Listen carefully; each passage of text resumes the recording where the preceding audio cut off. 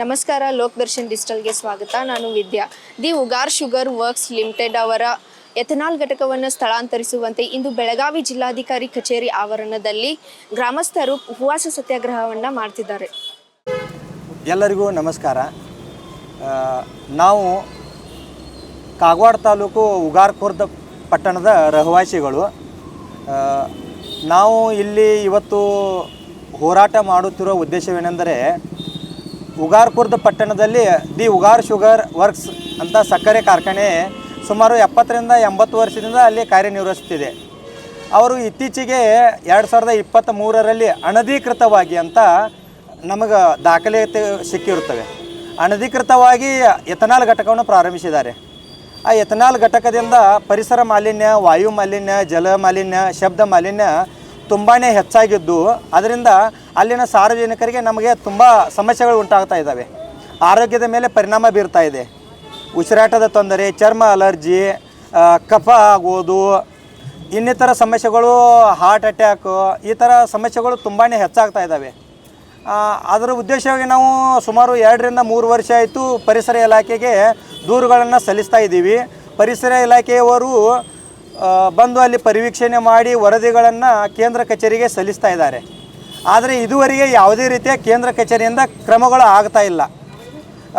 ಇತ್ತೀಚೆಗೆ ಜನವರಿ ಅಥವಾ ಫೆಬ್ರವರಿಯಲ್ಲಿ ಪೊಲ್ಯೂಷನ್ ಬೋರ್ಡ್ನವರು ಏರ್ ಮಾನಿಟರಿಂಗ್ ಮುಖಾಂತರ ಅಲ್ಲಿ ಪರಿವೀಕ್ಷಣೆ ಮಾಡಿದಾಗ ಅಲ್ಲಿ PM10 ಇದು ಅತಿ ಸೂಕ್ಷ್ಮ ಧೂಳಿನ ಕಣಗಳು. ಇದು ಮನುಷ್ಯನ ಶರೀರಕ್ಕೆ ಡೈರೆಕ್ಟಾಗಿ ಹಾರ್ಟು ಮತ್ತು ಲಂಗ್ಸಿಗೆ ಇಫೆಕ್ಟ್ ಮಾಡ್ತಾ ಇದೆ. ಅದು ಹಾಯೆಸ್ಟ್ ಅಂದರೆ 554 ಹಾಯೆಸ್ಟಾಗಿ ಬಂದಿದೆ. ಆದರೂ ಕೂಡ ಪೊಲ್ಯೂಷನ್ ಬೋರ್ಡ್ನಿಂದ ಯಾವುದೇ ರೀತಿ ಅವರ ಮೇಲೆ ಆ್ಯಕ್ಷನ್ ಆಗಿಲ್ಲ. ಯಾಕೆ ಮಾಡ್ತಾ ಇದ್ದಾರೆ ಅಂತ ತಿಳಿತಾ ಇಲ್ಲ. ಎಷ್ಟು ಬಾರಿ ನಾವು ಮನವಿ ಸಲ್ಲಿಸ್ತಾ ಇದ್ದೀವಿ, ದೂರುಗಳು ಹೋಗ್ತಾ ಇದ್ದಾವೆ. ಆದರೂ ಕೂಡ ಪೊಲ್ಯೂಷನ್ ಬೋರ್ಡ್ ಕೇಂದ್ರ ಕಚೇರಿಯವರು ಆ್ಯಕ್ಷನ್ ತೊಗೊಳ್ತಾ ಇಲ್ಲ.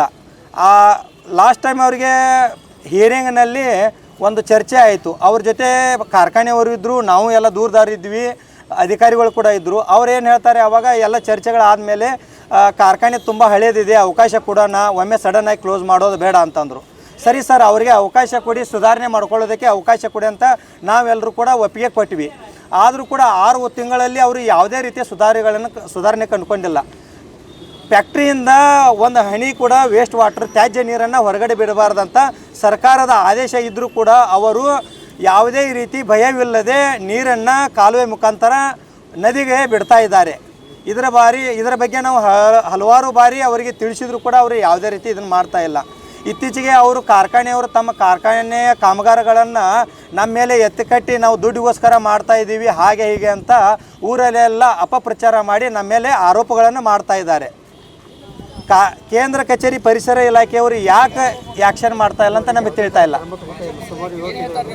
ಮಾಲಿನ್ಯ ಇಲಾಖೆಯವರು ಚಿಕ್ಕೋಡಿ ಮತ್ತು ಬೆಳಗಾವಿಯವರು ಹೇಳ್ತಾ ಇದ್ದಾರೆ, ನಾವು ವರದಿ ಮಾಡಿ ಕ್ಲೋಸಿಂಗ್ ಡೈರೆಕ್ಷನ್ಗೆ ಕೇಂದ್ರ ಕಚೇರಿಗೆ ಕಳಿಸಿದ್ದೀವಿ.